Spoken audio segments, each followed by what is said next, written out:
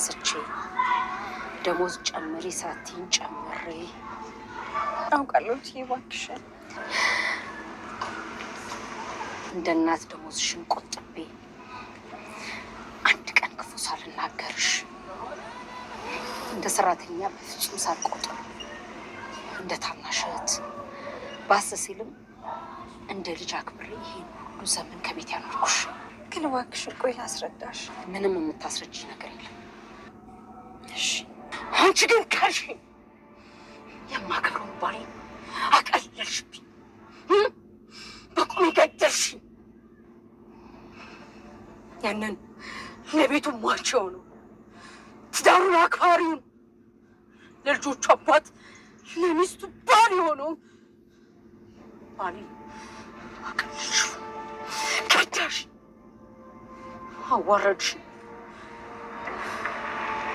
ካድሽኝ ሰላም ብቻ ልጠይቅሽ ነው የመጣሁት አንድ ነገር። እሺ እትዬ፣ እሺ። አስገድዶ ደፍሮሽ ነው ልጅ ወለድሽለት? ደረጀ አስገድዶ ደፍሮሽ ነው? ደፍሮሽ ነው? አስገድዶ ደፍሮሽ ከሆነ ከሃዲ ላልኩበት ይቅርታ አልጠይቅሽ። ዛሬ ሆኖ ካለበት አስፈልጌ በፖሊስ ላስጠፍር። ጋሼ ጋሼ ጋሼ ጋሼ አትበይው። የልጅሽ አባት እኮ ፈቅዳችሁ ተማክራችሁ ነው ያደረጋችሁት። ያበላሽ እንጂ አምኜው የከዳኝ ልብሽ የስራሽን የልብሽን አይንሳሽ። ህይወቴን በጠበጥሽው በልጦ ካጅ ካድ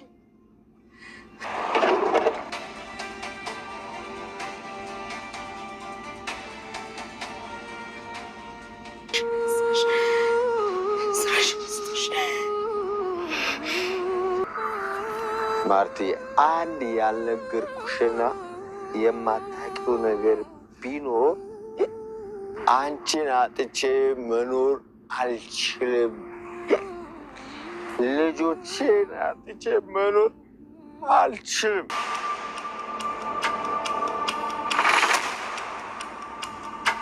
ልጆቼን አጥቼ በጭራሽ መኖር አልችልም።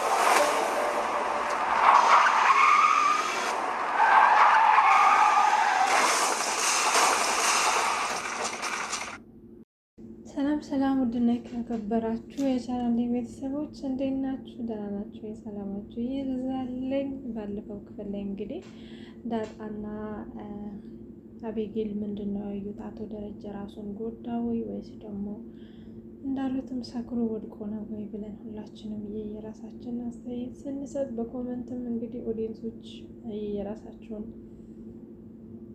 አስተያየት ስትሰጡ ነበረ። ነገር ግን እኛ እንዳሰብነው ሳይሆን ሌላ ሰው ሆኖ ልጆቹም እንግዲህ ደንግጠው ሌላ ሰው ሆኖ ተገኝተዋል። ነገር ግን ልጆቹ በጣም አባታቸውን ማግኘት ስላለባቸው እና ሳያገኙ ማደር እንዳሌለባቸው ስላወቁ እንግዲህ ሰተት ብለው እሱ ቢሮ ድረስ ሄደዋል ማለት ነው። በጣም ከመሸ በኋላ እንግዲህ በጣም መሽቷል። ቢሆንም ግን እነሱ ሄደው አባታቸውን ለማግኘት ችለዋል። በጣም ቤት ቢሮ ውስጥ ሲደርሱ እንግዲህ አቶ ደረጀ በጣም ነበር የደነገጠው። በዚህ ሰዓት እንዴት ትመጣላችሁ? በጣም መሽቷል። ማን ይዟችሁ የመጣው? ብቻችሁን ነው ወይ ሲላቸው፣ አዎ በራይድ ነው የመጣ ነው፣ ብቻችን ነው የመጣ ነው። አሁን ወደ ቤት መሄድ አለብህ ይሉታል። ለምንድን ነው ወደ ቤት የምሄደው? ወደ ቤት አልሄድም፣ እናንተ አሁን በራይድ መሄድ አለባችሁ ቢላቸውም በጭራሽ አንተ ካልሄድክ መሄድ አንችልም ይሉታል ማለት ነው። እሱን ያልሄድም ምን ላደርግ ነው የሚሄደው ይላቸዋል። ዳጣ አባዬ አንተ እኮ ነህ የበደልካት፣ እማዬን አንተ ስለበደልካት ይቅርታ ማድረግ ያለብህ አንተ ነህ። ስለዚህ ሂድና ይቅርታ ጠይቃት። ይቅርታ ስጠይቃት ደግሞ እማዬ ይቅር ትልሃለች። ስለዚህ አትጨክንብህም፣ እባክህ ሂድና ይቅርታ ጠይቃት ትለዋለች ማለት ነው። አቶ ደረጀም በጭራሽ ይቅርታ አታደርግልኝም፣ ከዚህ በኋላ ሁሉም ነገር አብቅቷል፣ እንደዚህ ነው የምንኖረው ይላቸዋል ማለት ነው። ኤቢም ቀበል ትልና እውነት ነው አባዬ፣ እማዬን ታውቃታለህ አይደለ? በይቅርታ የምታምን ሴት ናት። ስለዚህ ይቅርታ ጠይቃት፣ እምቢ ካላች ደግሞ እኔም አግዝሃለሁ ትለዋለች። ኤቢ አንቺን ማዝነሽብኛል እኮ መጀመሪያ አንቺ ይቅር ብለሽኛል ሲላት፣ ችግር የለውም መጀመሪያ እማዬን ጠይቃት፣ ይቅርታ አድርግልኝ በላት ትለዋለች። በጭራሽ ያን ነገር አላደርግም፣ አንቺ ይቅርታ በይኝ፣ ይቅርታ አድርግልኝ ሲላትም እሷ ይቅርታ ካደረገችልህ ለእኔ ምንም ነገር መጨነቅ የለብህም አደርግልሃለሁ ትለዋለች። አቶ ደረጀም እንግዲህ የልጆቹን ሀሳብ በመስማት ወደ ቤት ሄዷል። በሌላ በኩል ናታን እንግዲህ ወይዘሮ ማርታ እባክሽን እትዬ ራስሽን አትጉጂ፣ ምግብን መቅመስ አለብሽ፣ በጣም እየተጎዳሽ ነው፣ እንደዚህ በመሆኑ እኮ ምንም የሚመጣ ለውጥ የለም ሲላት፣ እሷ ግን ምን ነው ናታን ትሞታለች ብለህ ነው እንዴት ትለዋለች። ሊሆኑ ናታን ነገ ሰላም ጋር ትወስደኛለህ እሺ ትለዋለች። ለምን እትዬ ምን ልትሰሪ ምን ልትያት ነው? አይ ይሄ የምነግራት ነገር አለ የምጠይቃት ነገር አለ፣ ግን ምን ልትያት ነው እትዬ? አይ እኔን የምጠይቃት ነገር አለ እዚህ ታመጣልኛለህ ስትለው፣ እሱም ለምንድን ነው እዚህ የምትመጣው ወይ ለምን እኛ እዛ እንሄድም ሲላት፣ ችግር የለውም በቃ ነገ ይንጋና እንማከራለን፣ ወይ ታመጣታለህ ወይንም ደግሞ እዛ ትወስደኛለህ ስትለው፣ እባክሽን ነገር የምልትያት ነው የምላትን ነገር እዛው ለሷ ነው የምላት፣ ስለዚህ እንደዛ እናደርጋለን ትለዋለች። እንግዲህ በማግስቱም አቶ ደረጀ በቤት መጥቶ አቤጌል ክላስ ካደረ በኋላ በጠዋት ተነስቶ እንግዲህ ሁሉም ልጆች በተሰበሰቡበት ይቅርታ ሊጠይቃት ወደ ክላሷ ይገባል። እሷም እንግዲህ ስታየው በጣም ነበር የተናደደችው። እባክህን ደረጀ ከክላሴ ውጣልኝ፣ ላይህ አልፈልግም፣ ከዚህ በኋላ ሽማግሌዎችን መሰብሰብ ይኖርብሃል፣ የኔ እናንተ ነገር እዚህ ጋር አብቅቷል፣ በቃ በጣም ክደኸኛል፣ አምነህ ነበር አከብረህ ነበር፣ ነገር ግን ያንን ነገር አንተ እንደ መጫወቻ ነው የቆጠርከው፣ ስለዚህ ላይህ አልፈልግም፣ ከክላሴ ውጣልኝ ስትለው፣ እሱ አውቃለሁ ማለቴ እንደጎዳውሽ እንደከዳውሽ አውቃለሁ፣ አሁንም ግን እኮ አከብርሻለሁ፣ ወድሻለሁ፣ እባክሽ አንዳንድ ጊዜ ይቅርታ አድርግልኝ፣ ትዳር እኮ እውነተኛ ትዳር እኮ ይቅር ይላል ይላታል። እሷ ግን በጭራሽ ይህንን ነገር ማድረግ እንደማትፈልግና ልታየው እንደማትፈልግ እንግዲህ ስትነግረው እግሯ ላይ ድፍት ብሎ እባክሽን ማለቴ ይቅር በይኝ እባክሽን ይላታል ማለት ነው።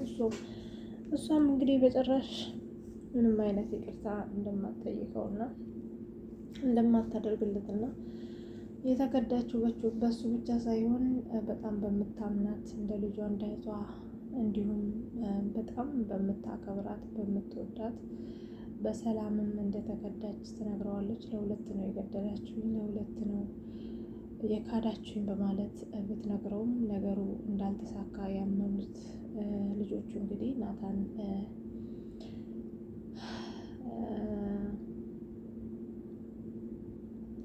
ውሃን እንግዲህ ናታን ሳብ አድርጎ ሂጂና አልቅሺ፣ አንቺ ስታለቅሺ እማዬ እግር ላይ ሄደሽ ውድቅ ብለሽ አልቅሺ ይላታል። እንግዲህ ናታንም ባላት መሰረት ውሃ ገብታ ከአባቷ ጎን ሆና እናቷ እግር ላይ ተደፍታ እንግዲህ ታለቅሳለች። በጭራሽ ያንን ያየችውም ወይዘሮ ማርታ እንግዲህ አንቺ ደግሞ ምንድን ነው የምትይው ስትላት፣ ለምንድን ነው ታዲያ አንቺ አባዬን እምቢ የምትይው? አባዬን እኮ መተሽዋል ስትላት፣ ውይ ውሃዬ እንደዛ እኮ አይደለም ትላታለች። እንግዲህ አቶ ደረጀ እባክሽ በልጆቻችን ሲላት፣ በልጆቻችን እያልክ አታስፈራራኝ፣ ይኸውልህ ከአሁን በፊት ስትመኘውና ስታስበው የነበረውን ወንድ ልጅህን ሄደህ ማሳደግ ትችላለህ፣ ስለዚህ በጭራሽ አይሆንም ብላ ውሃን ወደ ክላስ ይዛት ትሄዳለች ማለት ነው። አቶ ደረጀም እዛው ቁጭ ብሎ እያለቀሰ እንዳለበት ነበረ እንግዲህ አቤጌል ገብታ አይዞህ አባዬ ምንድን ነው ምን እምቢ አለች እንዴ ስትለው፣ በቃ ውሃ ከዚህ በኋላ የማይሆን ነገር ነው፣ በቃ ሁሉም ነገር አብቅቷል ይላታል። ለምን አባዬ ለምን እምቢ አለች ብላ እሷም እንግዲህ አብራው ካለቀሰች በኋላ ወይዘሮ ማርታም እንግዲህ ትንሿ ልጇን ውሃን ሄዳ ታረጋጋታለች። ውሃን በጭራሽ እዚህ ጋር አንቺ ጋር መሆን አልፈልግም፣ ከአባዬ ጋር መሄድ እፈልጋለሁ፣ ከአባዬ ጋር ነው መኖር የምፈልገው፣ እናንተም እንደምጥን እናትና አባት ተጣልታችሁ ልትለያዩ ነው፣ ስለዚህ እኔ ደግሞ መሆን የምፈልገው ከአባዬ ጋር ነው ትላታለች። ወይ ጉድ ያልሰማሁት ጉድ በማለት እንግዲህ የትም መሄድ የለብሽም ብላ በለዋ ላይ ዘግታባት መታለች ማለት ነው ወይዘሮ ማርታ። ነገር ግን ውሃ ከአባቷ ተለይታ መኖር የምትችል አይመስለኝም። ምክንያቱም ከአሁን በፊት ማርታ ስትመታው ስላየች እንግዲህ አይምሮ ውስጥ የተቀረጸ ነገር አለ ማለት ነው። ያንን በማስመልከት ነው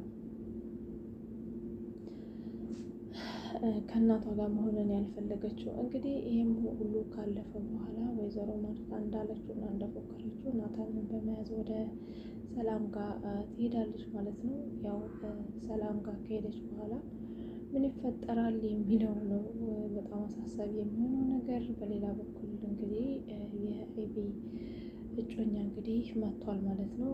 ትንሽ ካወሩ በኋላ እናትና አባቷ በጣም እንደተጣሉና መለያየት ደረጃ ላይ እንደደረሱ ከነገረችው በኋላ ወይን እኔ ላስታርቃቸው ወይ ይላታል። ይሄ በጭራሽ የሚሆን አይደለም፣ እኛ ራሱ በጣም ለምናያቸዋል፣ ጭራሽ የሚሆን አይደለም፣ ምናልባት እስኪ ከውጭ ሽማግሌዎች እንፈልጋለን ብለዋል ናታን፣ እንደዛ እንሞክራለን ካለችው በኋላ እሺ መቼ ነው ቀለበቱን የምንመርጠው ሲላት፣ አሁን ላይ እንደዚህ ሆኜ ቀለበት ማድረግ የምፈልግ ይመስላል እንዴት ትለዋለች።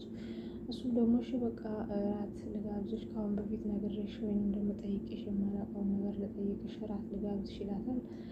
እሷም እሺ ግን ከከተማ ውጭ እንዲሆን አልፈልግም ስትለው፣ የት ነው እንዲሆን?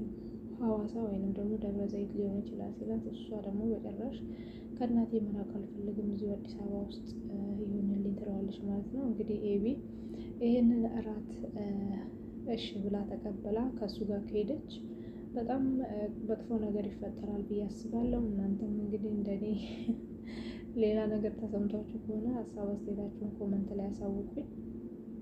ነገር ግን ኤቢ የዚህ ልጅ እራት መቀበል አለባት ብዬ አላስብም ማለት ነው። እነሱ ውስጥ እንደሆኑ ነበረ እንግዲህ አርጁን መጥቶ ኤቢን ማየት እንደሚፈልግና ቤተሰብ ውስጥ የተፈጠረውን ችግር በማሰብ በጣም እንዳዘነ ለገዜ ይነግረዋል። ገዜም ይኸውልህ የዛሬ ሰው አሁን እኮ እናትና አባቷ ሰላም ናቸው የሚለውን ነገር ቢሆን ኖሮ አትሰማም ነበር፣ ስለተጣሉ ነው የሰማኸው ይለዋል። አሁን አንተ ግን ለምን አትቆርጥም? አሁን እኮ ኤቢ እያገባች ነው ይለዋል። አዎ ግን ፍቅር እኮ እንደዚሁ ቀስ ብሎ የሚለቅ ነገር አይደለም፣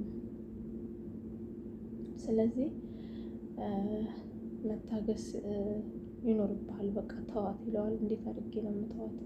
እሺ ታዲያ እኔ ምን እንዳደርግ ነው የምፈልገው? በቃ እዚህ እንደመጣው ብቻ ነገራት በማለት እንግዲህ ትቶ ይሄዳል ማለት ነው። እሷም እንግዲህ እጮኛ ሽኝታ ወደ ውስጥ ትገባለች። እጮኛውም እንግዲህ እንደተለመደ ያው ምጥንን ካገኛት በኋላ ካሁን በኋላ ጾታዊ ትንኮሳ እንደማያደርግባትና ይሄ የሚያደረገባት ነገር ጾታዊ ትንኮሳ እንደሆነ ነግሯታል። ልጅቷ ካሁን በፊት የምታውቅ አይመስለኝም። ይሄንን ነገር ለኤቢ ከተናገረች ነው እንግዲህ ኤቢን ከራቱ ልታስቀራት የምትችለው ማለት ነው። እንግዲህ እሱም ስልክሽን ስጭኝ ሲላትን በጭራሽ እንደማትሰጠው ነግረው እኔ በቃ መጽሐፍ ልስጥሽ ሲላት አልሄድም እዛም ብለዋለች ማለት ነው። እሱም በጣም ጎበዝ ልጅ እንደሆነች እና ምንም አይነት ሰው ሊሸውዳት የማይችል ሰው እንደሆነች ነግሯት ትቷት ይሄዳል። ያው በስተመጨረሻም እንግዲህ ወይዘሮ ወይዘሮ ማርታ ሰላምን ለማግኘት እንግዲህ ከናታን ጋር ሄደዋል። መጀመሪያ ናታን ቀደም ብሎ ወርዶ እንግዲህ ሰላምን ያገኛታል። ሰላም እንግዲህ በጣም ተናዳ ናታንን በጣም ተወቅሷለች። አንተ ደግሞ ምን አድርጌ ነው ያኮረፍከኝ? ካሁን በፊት ለአንተ የማደርገውን እንክብካቤ ረሳህ ወይ? ያፈቀርካትን ልጄ ናት፣ ስለዚህ ምን አድርጌ ነው ትለዋለች። እና ታዲያ ገና እንደገና ልጅሽን አፈቀረ ብለሽ በፍቅራቸው መሀል ልትገቢ ነው ወይ ሲላት፣ አዎ አስፈላጊ ከሆነ ልገባ እችላለሁ፣ እሱ እንኳን ማድረግ የምትችል አይመስለኝም፣ ምክንያቱም ዳጣን እኔ ብቻ አይደለሁም መወዳት እሷን በጣም ትወደኛለች ይላታል። እንግዲህ ለማንኛውም የኔን ነገር ተይውና ገብተሽ እትዬን አዋሪያት ማለት እንግዲህ ከመራት በኋላ እሷም ወይዘሮ ማርታን ለማግኘት ገብታለች። እንግዲህ ከገባችን በኋላ ወይዘሮ ማርታን በጣም ተናዳና እንባ እየተናነቃት የተለያዩ ጥያቄዎች ከጠየቀቻት በኋላ እንግዲህ ከአሁን በፊት ያደረገችላትን ነገር በጣም እያዘነች እና እየተከዘች ከነገረቻት በኋላ ነገር ግን ይህ ሁሉ የተፈጠረው እንዴት ነው? ደፍሮሽ ነው ወይስ አስገድዶሽ ነው ወይስ በፈቃደኝነት ነው ስትላት፣ ያው አስገድዷት እንዳልሆነ በፈቃደኝነትም እንዳልሆነ ነግራት፣ ነገር ግን ልታስረዳት የምትፈልገው ነገር እንዳለ ስታወራት፣ ወይዘሮ ማርታ ምንም አይነት ነገር ከአንቺ መስማት የምፈልገው ነገር የለም፣ አስገድዶሽ ቢሆን ግን ደረጀን አሁን ነበር የማስቀመጥለው ስትላት፣ ጋሼን ስትል ጋሼ አትበይ የልጅሽ አባት ነው፣ ከዚህ በኋላማ ጋሼ እንድትይው አልፈልግም፣ ትዳሬን በትንሽ ልጆችን አላባት አስቀረሻቸው፣ ትዳሬን አከብር ነበረ ታውቂያለሽ፣ ደረጀ ለትዳሩ ያለው ነገር ሚስቱን አክባሪ፣ ትዳሩን አክባሪ፣ ታታሪ፣ ልጆቹን ለማሳደግ የሚጠር በጣም ወደው ባሌ ነበረ፣ ባሌን፣ ትዳሬን፣ ህይወቴን አሳጣሽኝ፣ የስራሽን ይስጥሽ በማለት እንግዲህ ከመኪና ውስጥ አስወጣታለች ማለት ነው። ኤቢም እንግዲህ ወደ